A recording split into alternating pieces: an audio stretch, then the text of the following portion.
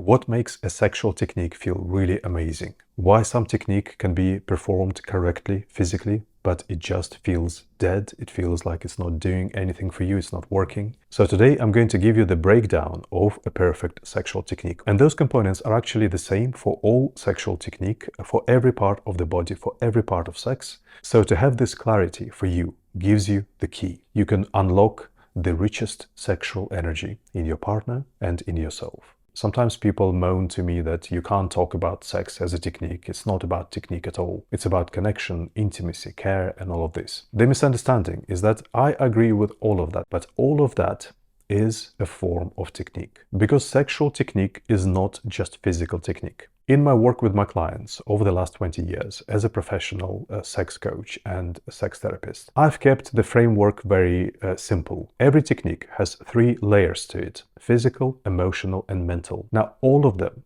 are a technique. The body is not a machine. The body is a living, sentient space. It does not respond just to physical rubbing. There is no such thing as the body at all in sex. We have sex with the person. The body is the medium through which you are feeling sex, you are perceiving sex, and you're enjoying it, yeah? So every sexual technique is never interacting with the body. It is interacting with the person in that body, and the body is the medium, if that makes sense. So the first level, the physical technique. So obviously there is a sensitive area, and then there is a movement on that area. And the movement is what is considered sexual technique. The real game changers are not just what you are touching and where. 2 parameters that also change everything in this particular movement are speed and strength. Do not just learn the movement. Learn what is the pacing of this movement and what is the optimal strength or pressure. Just start thinking about it this way for every sexual technique. And there are 2 more dimensions. One is the sequencing. Not only you learn the actual different movements, but you need to know when to use them. And the other dimension is progressiveness. So it's actually how within that one movement you build up, you escalate, you intensify, you take it through a process. Obviously not practical for me to give any detailed physical techniques in this video. I teach all of that in my online courses, Holistic Sex or Perfect Lover. Now moving on to the next level, the emotional technique. If you're just doing the physical movements correctly, it may very well feel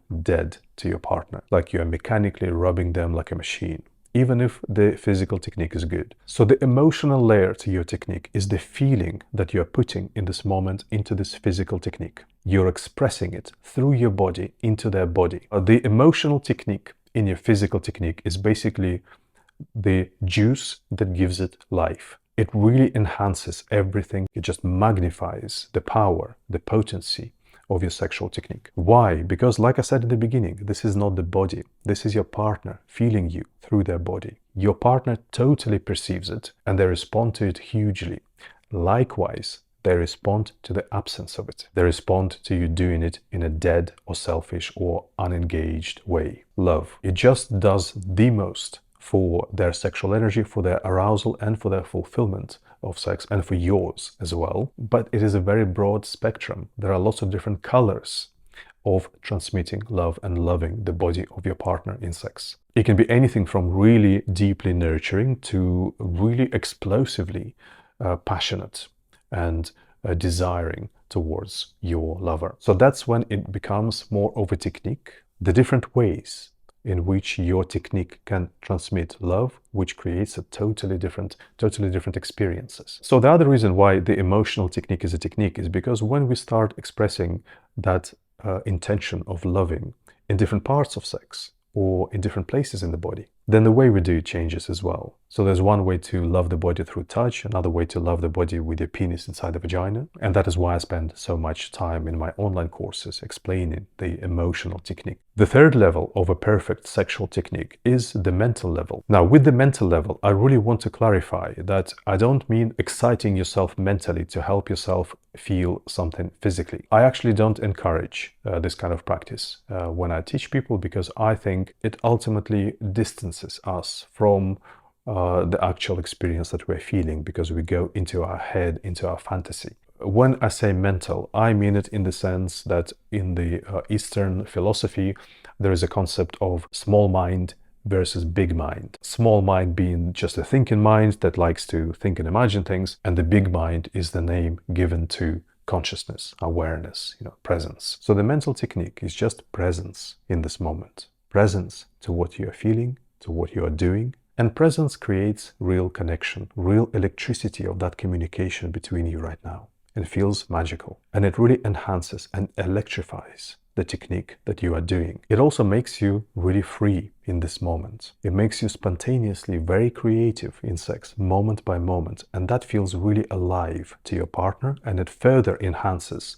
the sexual feeling in them. So this mental technique of presence in the moment of sex is also completely a technique. And it's actually a little bit more complex than what people imagine it to be. In one way, it is a particular technique and a skill that you practice in the same way as you would practice a particular method for mindfulness, but it has its own tweaks for working with sexual energy specifically, yeah? But actually the other really important part of that mental technique of presence comes from you releasing your pressure or goals or anxieties in sex. And that comes from the change in beliefs and the mindset. So this is why, for example, I focus so much on a change in the mindset and beliefs and the values in my coaching on sex, not because it is philosophy, but because it has always the practical application. It allows you to be completely mentally relaxed and present and free. So these three dimensions to a technique, physical, emotional, and mental, they're completely inseparable. They're part of one technique. And this is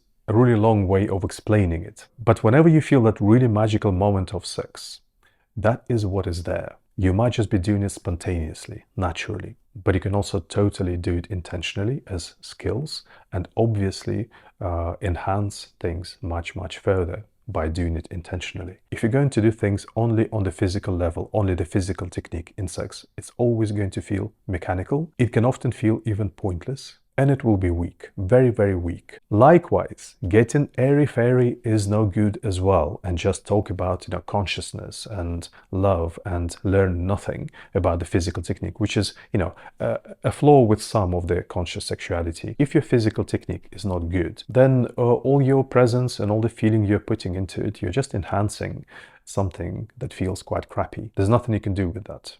If you want more detail, I encourage you to look at my course, Holistic Sex. I go into a lot of detail there on all of this, the demos of all the different physical techniques for all the parts of sex with all the principles, the mental techniques, the emotional techniques in detail, how you can put it all into different experiences. So have a look at that if you want, and I hope this was useful.